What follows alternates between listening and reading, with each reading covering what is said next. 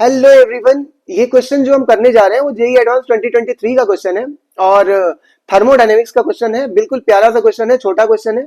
अगर जो बच्चे नए नए ज्वाइन हुए हैं, तैयारी कर रहे हैं, वो बच्चे समझ सकते हैं इस क्वेश्चन को।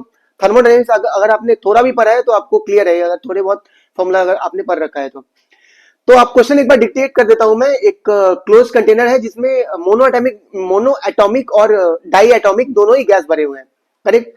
और ये इसमें आपको दे रखा है ये gamma is the ratio of specific heat at constant pressure and constant volume. ये सारी थ्योरी बुकिश थ्योरी है जो आप पढ़ रखे होगे अगर आप तैयारी कर रहे हो तो। अब गैसियस मिक्सचर कुछ वर्क डन कर रहा है, वो वर्क डन दे रखा है कितना, 66 जूल, और वर्क डन कर रहा है कांस्टेंट प्रेशर पे।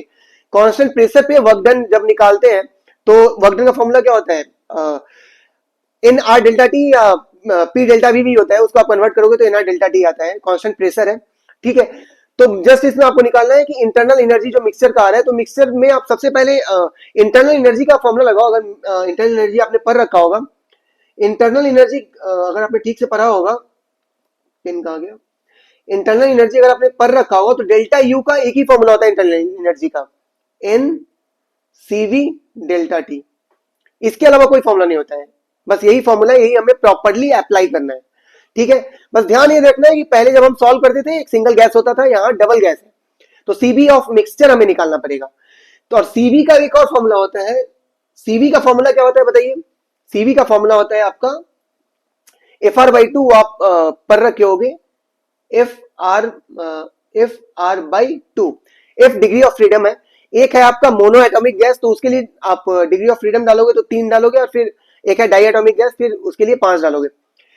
तो ठीक है, फिर यूज करते हैं सीवी मिक्स का एक फॉर्मूला आपने पढ़ रखा होगा थर्मोडायनेमिक्स में। सीवी मिक्स, मिक्सचर का मतलब जो भी गैसेस मिक्स होते हैं उसका फॉर्मूला है सीवी मिक्सचर का क्या, N1 CV1 plus N2 CV2 divided by N1 plus N2।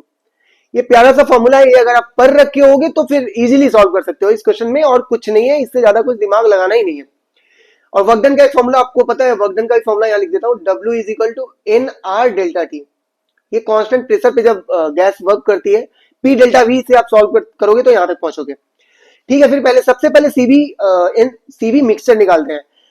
Mono atomic gas का कितना मोल्स है, 2 moles of ideal mono atomic gas, मतलब मोनो एटॉमिक गैस का 2 मोल दिया हुआ है, तो 2 इंटू FR/2 मतलब 3R/2, तो 3/2 इंटू आर, प्लस N2 कितना दे रखा है 1 into 5R/2 divided by N1 plus N2, just इसको ऐड कर दो 2 प्लस 1।